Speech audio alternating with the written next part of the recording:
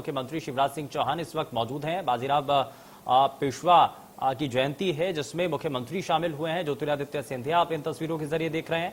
और अब यहां पर क्योंकि जयंती है और इसमें पुष्पांजलि समारोह आयोजित किया गया जिसमें मुख्यमंत्री पहुंचे हैं। ये तस्वीरें आप सीधी देख रहे हैं और इसमें ज्योतिरादित्य सिंधिया भी इस दौरान शामिल हुए हैं, यानी कि दोनों बड़े नेता इस दौरान इन तस्वीरों के जरिए नजर आ रहे हैं। जयंती पर यह पुष्पांजलि कार्यक्रम था, समारोह था जिसको आयोजित किया गया और इस दौरान ये सीधी तस्वीरें आप देख रहे हैं।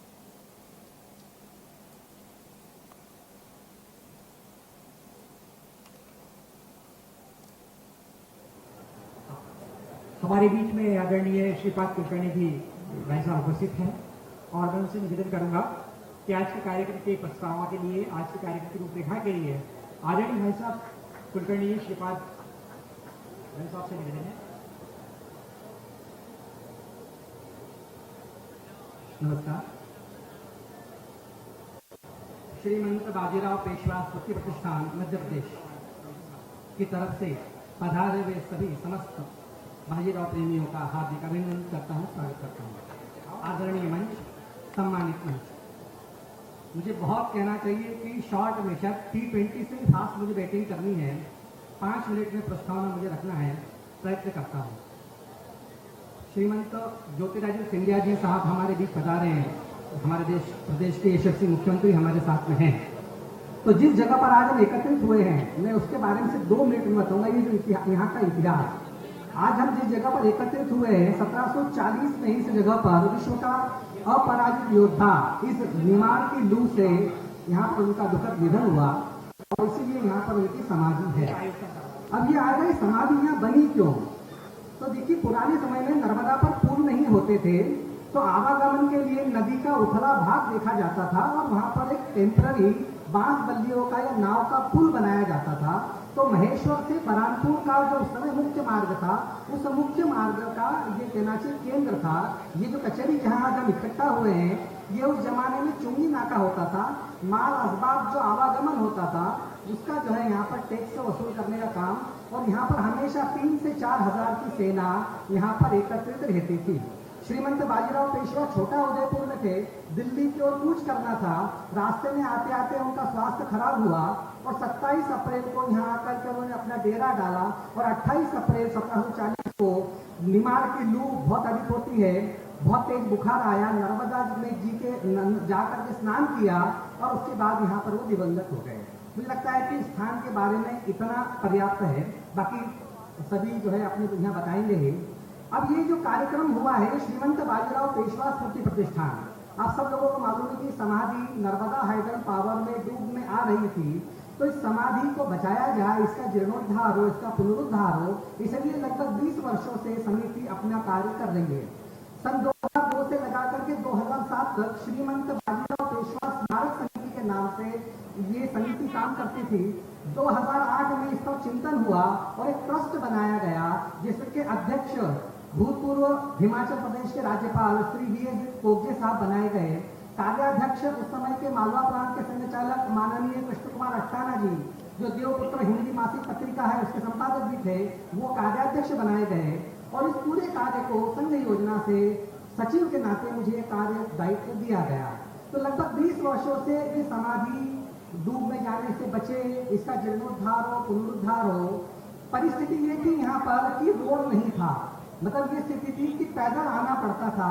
लेकिन मध्य प्रदेश शासन से हमने मांग की, अनिल माधव दवे जी ने भी अपनी सांसद निधि से, नंद कुमार जी ने अपने सांसद निधि से पैसा दे करके रोड का कार्य, आप खेड़ी में आए उसका पुल का निर्माण कार्य, यहाँ आपको अभी जितना जीर्णोद्धार दिख रहा है वह सब कहना चाहिए शासन के माध्यम से यहाँ पर हुआ है। अभी आज जो हमारे यशस्वी मुख्यमंत्री हमें इसके लिए जो सौगात देने वाले हैं वो आपको अभी बताएंगे ही बताएंगे। मुझे लगता है इस समिति के जो दिवंगत हो चुके हैं बस उनके बारे में बताकर मैं अपनी बात को समाप्त करूंगा, क्योंकि 15 मिनट फिर हमारे मुख्य वक्ता को इस विषय का प्रतिपादित करना है। तो इस कार्य की कहना चाहिए जो सबसे बड़ी प्रेरणा हमारे लिए है वो है नौरोपंत जी पिंगले, संघ के बहुत पूर्व प्रचारक रहे हैं और ऐसे ऐतिहासिक स्थलों को संवारने का काम, ढूंढने का काम उन्होंने किया है। संघ के यहाँ पर वर्ग हुए हैं और उसके बाद हमारे अन्ना जी मुकादम, आज कहना चाहिए उनकी वह स्थिति ठीक नहीं है, लेकिन वो सबसे महत्वपूर्ण व्यक्ति रहे कि जिन्होंने इस पूरे कार्य को करने के लिए कम से कम मुझे तो प्रेरित किया। विश्व हिंदू परिषद के श्री विनायक राव देशपांडे, कई ऐसे कार्यकर्ता जो आज दिवंगत हो गए, सुधाकर जी एकतारे, प्रभाकर मेड़ेकर, डॉक्टर श्रीपाद घारपुरे, इन लोगों की 30 वर्षों की ये तपश्चर्या है, आज उसका ये प्रतिफल है कि ये पूरा क्षेत्र आज कहना चाहिए पर्यटन के क्षेत्र में यहाँ पर विकास होने जा रहा है। हमारी जो इच्छाएं थी, हमने दीदी को कहा और हम सबको दीदी का एक बार पूर्ण कहना चाहिए कर्तव्य स्वागत करना चाहिए कि 45 दिनों के कम समय में, कहते हैं शासन अगर ठान ले तो कितना आसानी से हो सकता है, तो 45 दिन में कार्य योजना बन गई, डीपीआर बन गई और उसका आज भूमि पूजन जो है हमारे प्रदेश के यशस्वी मुख्यमंत्री श्री शिवराज सिंह जी भाई साहब और हमारे कहना चाहिए श्रीमंत ज्योतिरादित्य सिंधिया साहब करने के लिए आए हैं। मुझे लगता है समय की सीमा मेरे पास में है, बहुत कुछ आपको इन वक्ताओं से सुनने को मिलेगा। मैं अपनी बात को समाप्त करता हूं कि पहले पूना से आए हुए जो पांडुरंग बलकौड़ है, सिर्फ उनका मैं जो है एक छोटा सा परिचय दे दूं कि आप इतिहास संशोधक हैं, पुणे में निवास करते हैं और मोड़ी लिपि के शायद भारत के बहुत कम लोगों में जो है वो आप जानने वाले हैं। और पानीपत का जो युद्ध लड़ा गया था तीसरा, उसका पूरा का पूरा कहना चाहिए खर्च आपने इतिहास के पन्नों से ढूंढ के निकाला है और उसका एक पुस्तक के रूप में प्रकाशन आदरणीय जो है वो बलकौड़ जी करने वाले हैं। हमारे सबके आग्रह पर कहना चाहिए कुछ राजघरानों के लोग यहाँ पर उपस्थित हैं, तो होलकर घराने से श्री यशवंतराव जी होलकर, युवराज साहब हमारे यहाँ इस कार्यक्रम में पधारे हैं, मैं उनका स्वागत करता हूँ। इसी प्रकार यशवंतराव जी का जो ननिहाल है तड़ोदा, श्रीमंत कहना चाहिए बारगल साहब, असीम राज बारगल, आप भी पधारे हैं, आपका स्वागत है।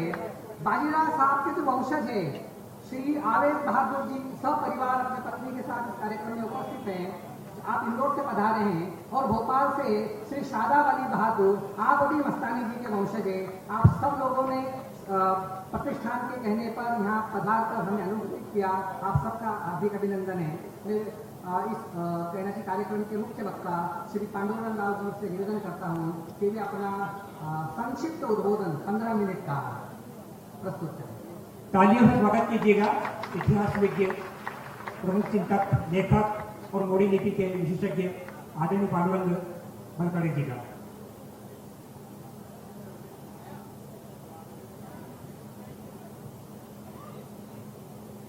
वक्रतुंड महाकाय, सूर्यकोटि समप्रभ, निर्विघ्नं कुरु मे देव, सर्वकार्येषु सर्वदा। आई आदि शक्ति दुर्गा भवानी, छत्रपति शिवराय और छत्रपति शिवाजी महाराज के हिंदवी स्वराज्य को साम्राज्य बनाने वाले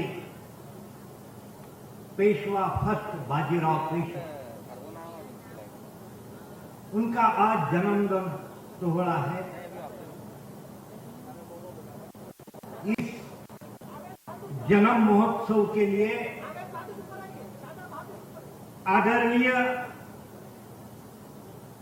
मुख्यमंत्री जी यहां आए हैं। उनके चरणकमलों से यहां के स्मारक के भूमि पूजन का सोहरा पार पड़ा है। इस कार्यक्रम के लिए आदरणीय ज्योतिरादित्य जी भी आए हैं। सांस्कृतिक मंत्री उषा दीदी के माध्यम से यह सोहरा हो रहा है। इस व्यासपीठ के ऊपर सभी मान्यवर और आप सभी, हमें हिंदी में बात करने की आदत उतनी नहीं है, इसलिए थोड़ी कठिनाई होती है, लेकिन हम कोशिश करते हैं। आपको पता है, छत्रपति शिवाजी महाराज से प्रेरणा लेके बाजीराव पेशवा जी ने समाज राष्ट्र और संस्कृति की रक्षा के लिए अपना पूरा जीवन व्यतीत किया। शिवाजी महाराज ने अत्याचारी, अन्यायी सत्ताओं से संघर्ष करके हिंदवी स्वराज्य की स्थापना की। शिवाजी महाराज के पश्चात वो हिंदवी स्वराज्य जीतने के लिए खुद औरंगजेब बादशाह 7 लाख की फौज लेके महाराष्ट्र में आया था। 27 साल संघर्ष हुआ। अंत में औरंगजेब निराश हुआ और 20 फरवरी 1760 निराश अवस्था में महाराष्ट्र में समाप्त हो। औरंगजेब का निधन हिंदुस्तान के इतिहास को कलाटनी देने वाली ये घटना रही। मुगलों के कैद से छत्रपति शाहू महाराज की सुटका हुई। वो महाराष्ट्र में आए, उन्होंने अपना सत्ता की प्राप्ति करी। इस कार्य में बाजीराव पेशवा जी की पिताजी बालाजी विश्वनाथ पेशवा, इन्होंने बहुत बड़ा योगदान दिया था। 1719 में छत्रपति शाहू महाराज के आज्ञा से बालाजी विश्वनाथ पेशवा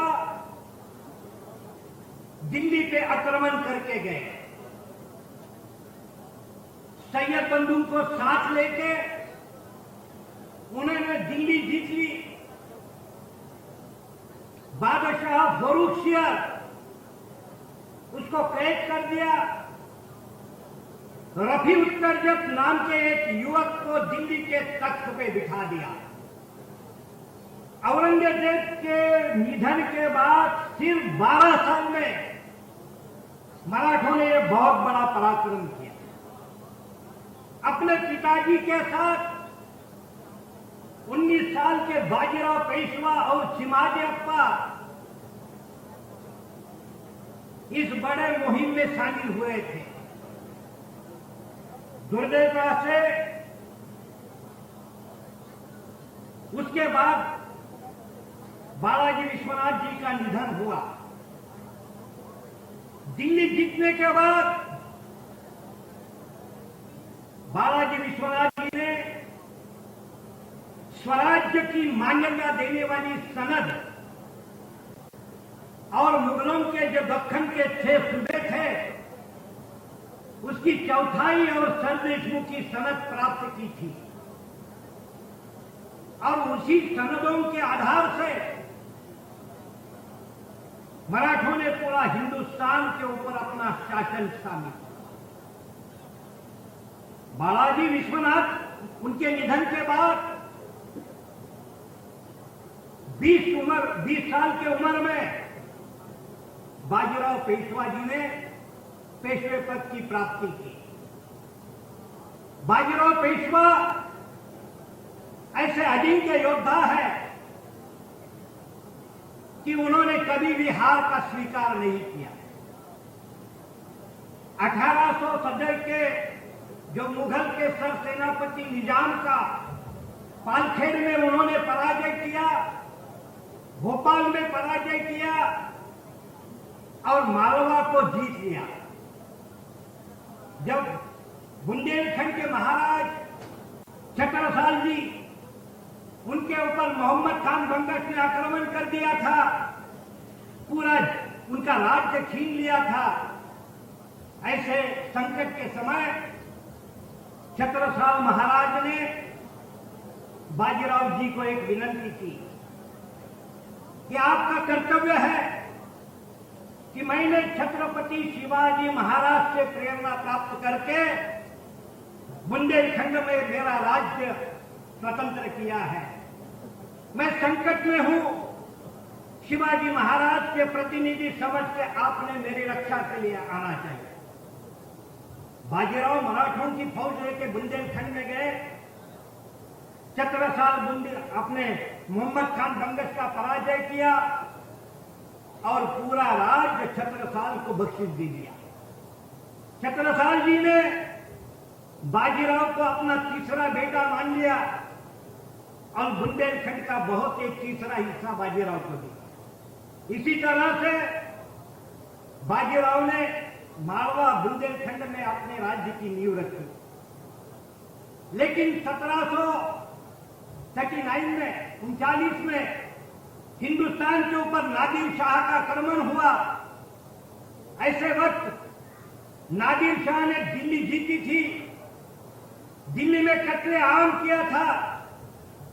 जिहाद का नारा लेके आने वाला यह नादिर शाह दिल्ली में आने के बाद उसने मुगलों का तख्ते ताऊस मयूर सिंहासन को छीन लिया, कोहिनूर हीरे को छीन लिया, दिल्ली में कत्लेआम करके 20,000 लोगों की 3 दिन में कत्ल कर दी। तभी मुगल बादशाह ने हिंदुस्तान और मुगल सल्तनत की रक्षा के लिए बाजीराव को बुलावा भेजा। हिंदुस्तान की रक्षा करना हमारा आद्य कर्तव्य है और इसी ध्येय से बाजीराव उत्तर की तरफ निकले। बाजीराव दिल्ली की तरफ आ रहा है। इसकी न्यूज, इसकी बातमी, इसकी ये समझते ही नादिर शाह हिंदुस्तान छोड़ के भाग गया। ऐसे वक्त बाजीराव पेशवा उनको यही रावेरखेड़ी में नर्मदा के किनारे आना पड़ा था। दुर्दैवता से यही उनका निधन हुआ। लेकिन बाजीराव पेशवा ने जो ध्येय अपने सामने रखा, वही उनका जो ध्येय है वो मराठों ने अपने सामने रखा। बाजीराव के साथ मल्हारराव होलकर, राणोजी शिंदे, उदाजी पवार, ये सभी ये प्रमुख सरदारगण थे। उन्होंने अपना योगदान दिया, उनके पीढ़ियों ने दिया और हिंदुस्तान में एक हिंदवी स्वराज्य निर्माण किया। अटक से लेकर कटक तक ये हिंदुओं का साम्राज्य रहा। छत्रपति शिवाजी महाराज की एक सपना था, असेतु हिमाचल, ये हिंदुस्तान में हिंदुओं का राज होना चाहिए। ये सपना बाजीराव पेशवा के बाद 1757 में पूरा हुआ। अटक का किला मराठों ने अब्दाली का पराजय करके जीत किया। इसी तरह यह कार्य चलता रहा। मुझे पता है आज आप हमारे मुख्यमंत्री जी की बात सुनने के लिए आए हैं, हमारे ज्योतिरादित्य जी की बात सुनने आए हैं। मैंने बहुत संक्षिप्त से बाजीराव जी का ये इतिहास हमारे आपके सामने ये प्रस्तुत करने की कोशिश की। इस समिति ने मुझे यहाँ आमंत्रित किया, इसलिए समिति का मैं आभारी हूँ, आप सबका आभारी हूँ, मंत्रीगणों का आभारी हूँ। धन्यवाद। जय हिंद, जय भारत। धन्यवाद। महान योद्धा बाजीराव पेशवा, ये फोल्डर तैयार किया है मराठी के प्रसिद्ध लेखक श्री उदयनजी परांजकर ने, और ये जो प्रकाशन संस्था है मराठी साहित्य अकादमी की ओर से, जो आदरणीय दीदी की संस्कृत विभाग संबंधित है, इस फोल्डर का लोकार्पण किया जा रहा है, विमोचन हो रहा है। माननीय मुख्यमंत्री जी, माननीय केंद्रीय मंत्री जी, माननीय संस्कृति मंत्री जी, माननीय कृषि मंत्री जी, माननीय सांसद महोदय,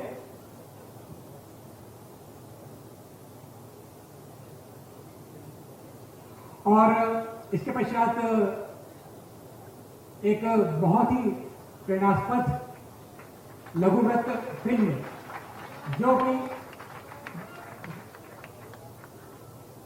पेशवा बाजीराव अमर रहे। एक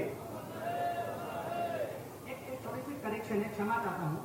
भावनाओं के आवेश में मैंने जिन कहना चाहिए पुराने लोगों का नाम लिया, उसमें गलती से मैंने कहा था स्वर्गीय विनायक राजू देशपांडे अभी वर्तमान में वो जीवित हैं, चूंकि परंपरा में बहुत सारे कार्यक्रम से मैं क्षमा चाहता हूँ।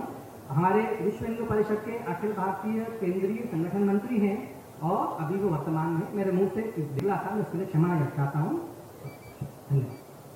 स्वराज संस्थान से हमारे बीच वहाँ के जो अधिकारी साहिबान श्री अग्रवाल सर और श्री यादव सर उपस्थित हैं और उन्होंने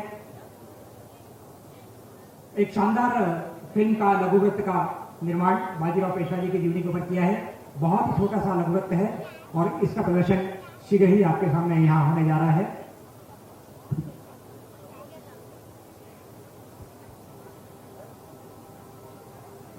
स्वराज संस्थान की ये भेंट है।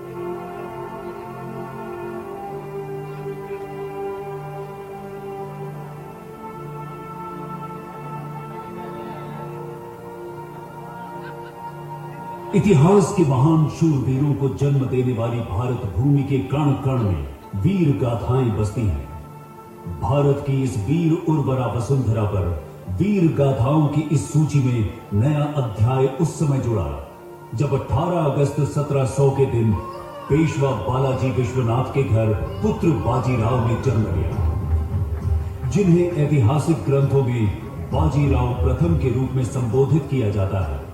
इन्होंने आगे चलकर मुगल साम्राज्य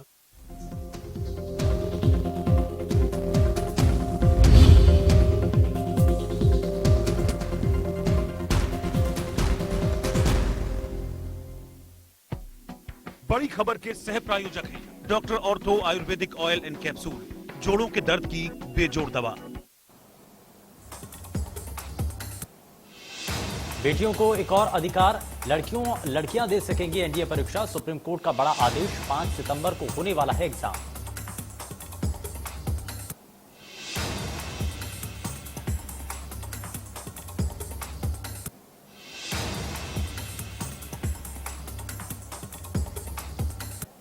खरगोन में सिंधिया की जन आशीर्वाद यात्रा में शामिल हुए सीएम शिवराज। बाजीराव पेशवा की समाधि में दी गई श्रद्धांजलि। मालवा निम में जारी है यात्रा।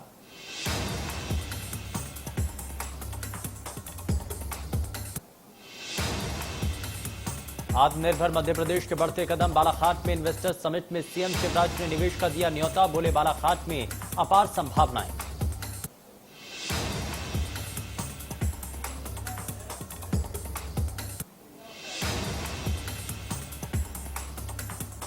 दो 2023 के चुनाव को लेकर खुलकर नहीं बोले बीजेपी प्रदेशाध्यक्ष वीडी शर्मा। कहा शिवराज सिंह की अगुवाई में हो रहा है बेहतर काम।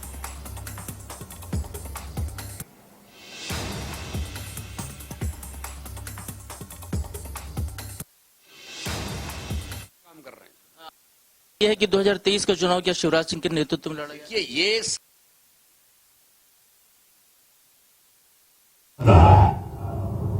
लेकिन इस अपमान से बौखलाए मुगल बादशाह ने निजामुल मुल्क और सादत खान जैसे अपने बड़े सैन्य सरदारों को बाजीराव पर संयुक्त आक्रमण के लिए भेजा। पेशवा ने अपने से कई गुना बड़ी इस सेना को भोपाल के पास युद्ध में परास्त कर दिया। इसके परिणाम स्वरूप तुराहा सराय की संधि के द्वारा मालवा के साथ नर्मदा और चंबल के क्षेत्र भी मराठा राज्य में सम्मिलित कर लिए गए। 20 वर्षों के अथक परिश्रम के कारण पेशवा बाजीराव का स्वास्थ्य बिगड़ चुका था। सैन्य शिविर में भीषण ज्वर के प्रकोप के कारण 28 अप्रैल 1740 को मध्य प्रदेश के खरगोन जिले में नर्मदा तट पर स्थित ग्राम राबेर खेड़ी में उनकी यह पराक्रमी जीवन यात्रा संपन्न हुई। ऐसे वीर प्रतापी अजेय योद्धा, कुशल रणनीतिकार एवं भारत के सच्चे सपूत पेशवा बाजीराव प्रथम को मध्य प्रदेश की धरती नमन करती है।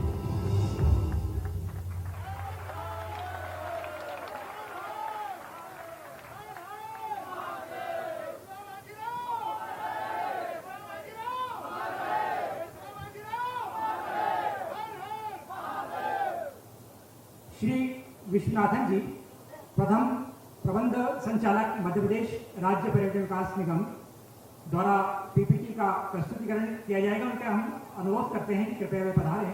और पीपीटी का प्रस्तुतिकरण करें।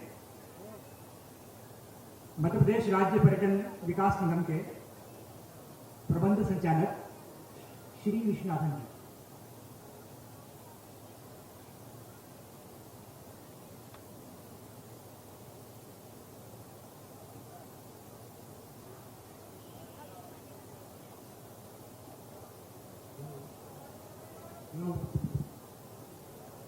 नमस्कार।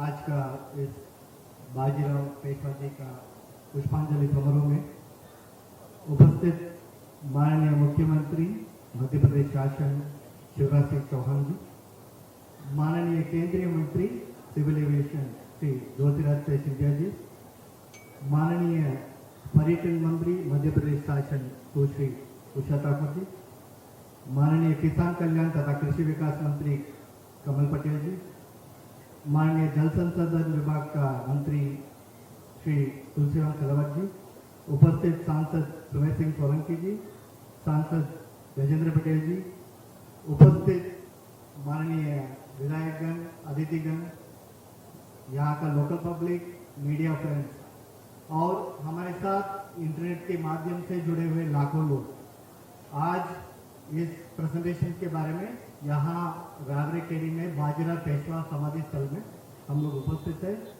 यहाँ पे 18 अगस्त 1700 में जो बाजीराव पेशवा जी का जन्म हुआ, उसके बाद 20 साल में बाजीराव अपराजित योद्धा रहे। He was a great warrior. यहाँ 28 अप्रैल 1740 में रावरखेड़ी में उनका निधन हुआ है। यहाँ इस लोकेशन में नर्मदा परिक्रमावासी भी बहुत सारे लोग यहाँ आते हैं। ये इंदौर और भोपाल से 276 और 102 किलोमीटर के नजदीक में है। ये समाधि स्थल अगर आप देखेंगे तो नर्मदा तट पर ये फोटो लिया गया। ये बाजीराव पेशवा जी का जो गूगल इमेज है, यहाँ उनका समाधि स्थल है, साथ में सराय हुआ है और बाजीराव रेजिडेंस का जो रिमेन्स है आप देख सकते हैं। उसके साथ जो वृंदावन गेट है जो बाजीराव पेशवा जी में हुआ है, वो यही आपके सामने ही है। और साथ ही उसी कार्यकाल का रामेश्वर महादेव मंदिर भी इस गूगल इमेज में आप देख सकते हैं। ये अगर इस लोकेशन का 100 मीटर रेडियस अगर हम देखेंगे तो आज का ये स्थिति आपको इसमें दिख जाएगा। यहाँ पे हम लोग सीएम सर के निर्देश के हिसाब से वेरी शॉर्ट टाइम में ऑलमोस्ट 45 डेज में ये प्रोजेक्ट को परिकल्पना में हम लोग लिया है। ऑलरेडी सीएम सर का एक प्रेजेंटेशन हो चुका है एंड सीएम सर के डिस्कशन के हिसाब से हम बहुत सारे स्टेक होल्डर्स को भी इसको दिखा दिया, सबका व्यू पॉइंट्स लिया। व्यू पॉइंट्स लेने के बाद ये आगे बढ़ रहे हैं। इस प्रोजेक्ट के द्वारा ये बाजीराव पेशवा जी के बारे में सब पब्लिक को जानने के लिए एक बहुत अच्छा मौका मिलेगा और इस लोकेशन में जितना टूरिस्ट लोग आएंगे उससे स्थानीय लोग का एम्प्लॉयमेंट, रोजगार का अवसर बढ़ेगा। यहाँ पे जब टूरिस्ट आएंगे ट्रैवल ऑपरेटर्स बढ़ेंगे, यहाँ पे गार्ड जब बनेंगे तो यहाँ का लोकल नाव लोग का एम्प्लॉयमेंट अपॉर्चुनिटीज मिलेगा। साथ में आसपास का जितने भी गांव हैं उस गांव के लिए यहाँ पे जो भी पर्यटक लोग आएंगे वो लोग लोकल कल्चरल आर्टिस्ट के पास जाएंगे, वहाँ पे सोवेनिर्स खरीदने के लिए जाएंगे। तो ये जो प्रोजेक्ट जो सीएम सर और एंटायर टीम ने विजुअलाइज किया है, इससे लोकल डेवलपमेंट का बहुत उत्साह मिलने का अवसर है। और यहाँ पे बाजीराव पेशवा जी का ऑलमोस्ट 4 डिस्प्ले एरियाज म्यूजियम का प्लान हुआ है। साथ ही इसका ये 3D डायमेंशन में एक ओपन एयर थिएटर भी यहाँ पे व्यवस्थित किया है। ये ओपन एयर थिएटर में स्थानीय कलाकार को स्थानीय प्रोग्राम करने के लिए यहाँ पे इम्पोर्टेंस दिया जाएगा।